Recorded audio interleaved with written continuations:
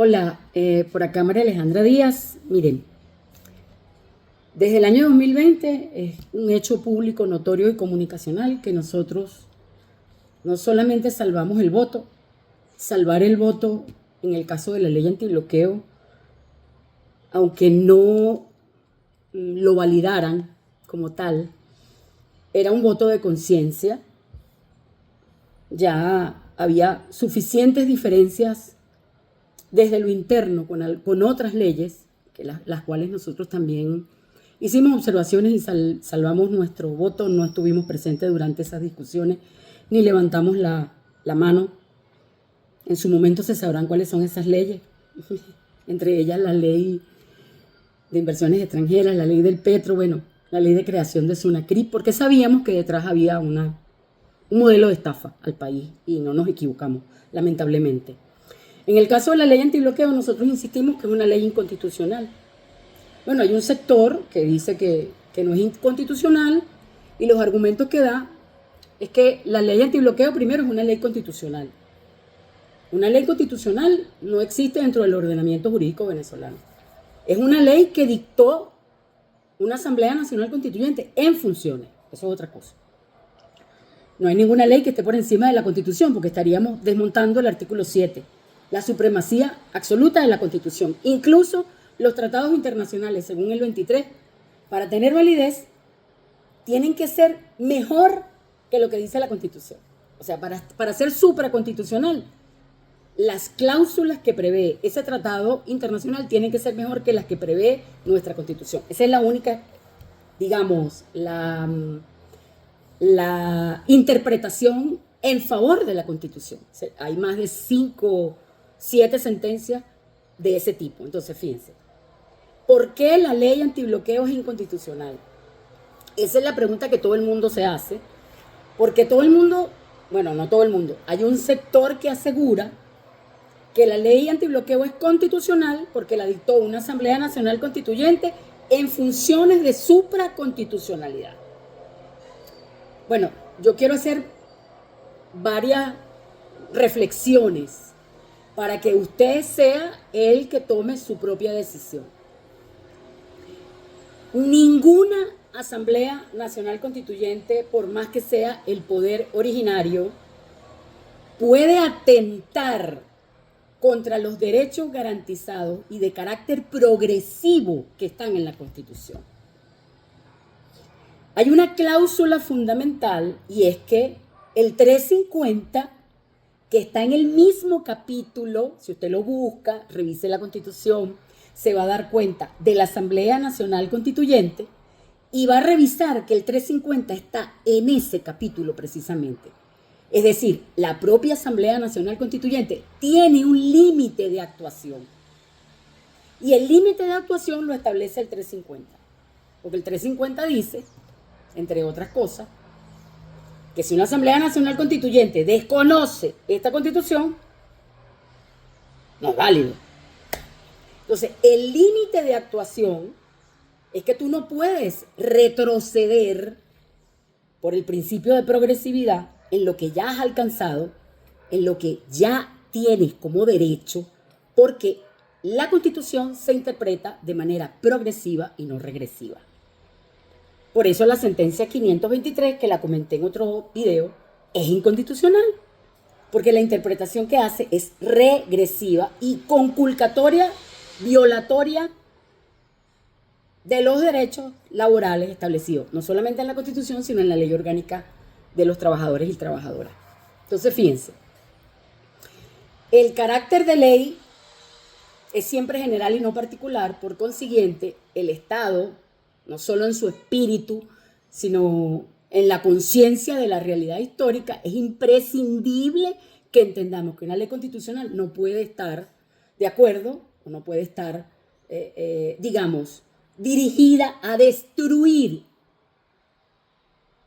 los derechos y las garantías que ya están establecidos en la Constitución. Entonces, no parece, en esa ley, no se tiene claro cuál es el Estado que prevé la propia Constitución, el Estado democrático, social, de derecho y de justicia.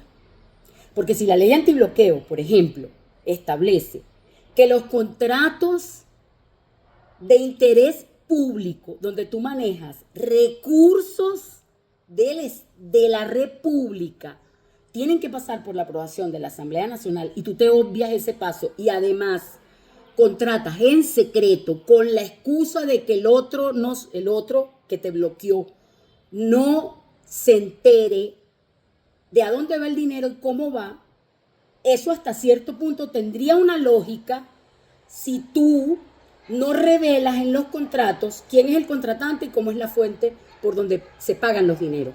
Pero las condiciones del contrato tienen que ser públicas, porque es que esos bienes son de la República y no de un particular, o sea, de una componenda, una cúpula que está en el gobierno, llámese quien se llame, el gobierno que sea, porque como son de la República, son de interés para todos los venezolanos.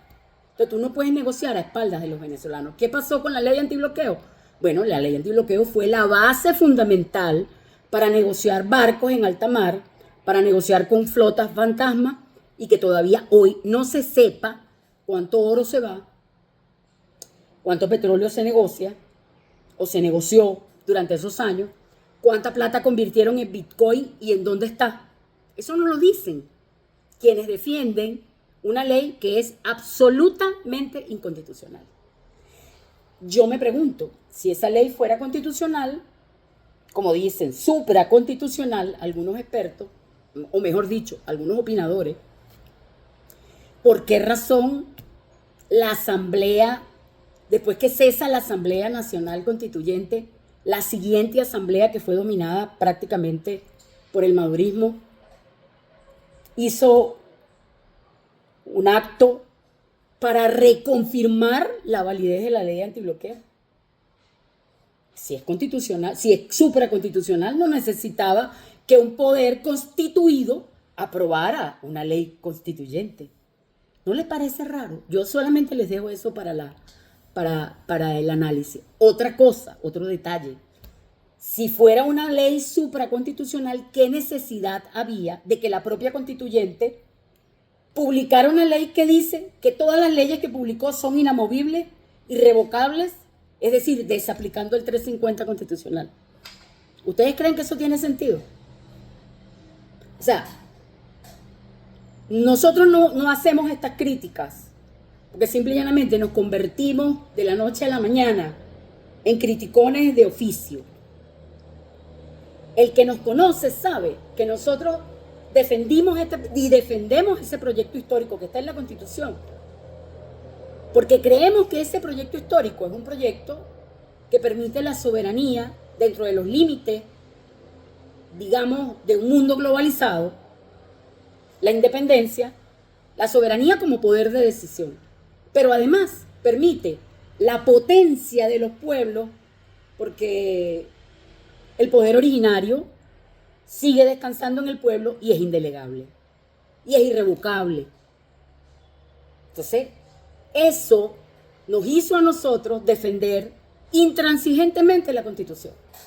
Entonces, en este momento, viendo lo que está pasando con la Ley Orgánica de Hidrocarburos, la reforma, no podemos permanecer callados diciendo que como estamos en un gravísimo problema, porque lo estamos, pero ¿por qué estamos en ese problema? Preguntémonos, porque hay un sector del país que pidió una invasión, que no merecen ni siquiera ser candidatos a nada, ni a reina de carnaval. Porque ¿cómo te paras tú frente a la Fuerza Armada cuando tú pediste invasión y causaste, no sé, 200 muertos, 300 muertos, el 3 de enero? Esa es la solución. Y el otro sector, que se dice que son protectores del pueblo y desmontaron la Ley Orgánica del Trabajo, están desmontando la Ley Orgánica de Hidrocarburos, lo hicieron de facto. O sea, mira, la reforma de la Ley Orgánica de Hidrocarburos es darle viabilidad y piso jurídico a la ley antibloqueo, porque las transnacionales saben que la ley antibloqueo es inconstitucional. Y los abogados de las transnacionales saben que si vamos a arbitraje, no habrá nadie en el mundo que pueda reconocer que bajo coacción, bajo medidas coercitivas unilaterales, bajo amenaza de una de las partes, la voluntad de la contratación es libre. La ley antibloqueo es la ley que se utilizó como paraguas para el saqueo. Eso lo quería dejar clarito, No me crean a mí, siempre lo digo, yo no tengo la verdad en mis manos. Este es un análisis bastante sencillo. No quiero entrar en detalles en los términos estrictamente de doctrina constitucional. Lo que sí les puedo decir es que después que yo salí de la constituyente, me quedó el mal sabor de que esa constituyente había sido usada para una termidor. Ese término lo pueden buscar en un libro de Gerardo Pisarello que se llama Un largo termidor. Y es cuando, desde una Asamblea Nacional Constituyente o desde otra figura de esas que tienen poder para revisar las constituciones, los propios congresos, en vez de interpretar progresivamente y partir del piso jurídico que es la constitución vigente, no, ellos barren y echan para atrás. Barren y nos quitan derechos. Equivocado. Yo lamentablemente estaba allí, lo dije un montón de veces, no estoy tratando de excusarme, tengo mi conciencia absolutamente tranquila, pero sí tenía que explicarle al país por qué esa ley es inconstitucional. Es una ley que subvierte, es una ley regresiva, es una ley que sirvió para el saqueo del país. Y hoy, en la Ley Orgánica de Hidrocarburos 2026, lo que están buscando es de legalizar vía otra ley, pero esta vez a la Asamblea, en la sede de la Asamblea Nacional, una ley inconstitucional como es la reforma de la ley de hidrocarburos, la ley antibloqueo o los mecanismos que se aplican en la ley antibloqueo. Eso no es casual, porque si fuera supraconstitucional no necesitarán la aprobación de un poder constituido. Ellos lo saben y yo simple y llanamente les dejo esto para su análisis. Saludos.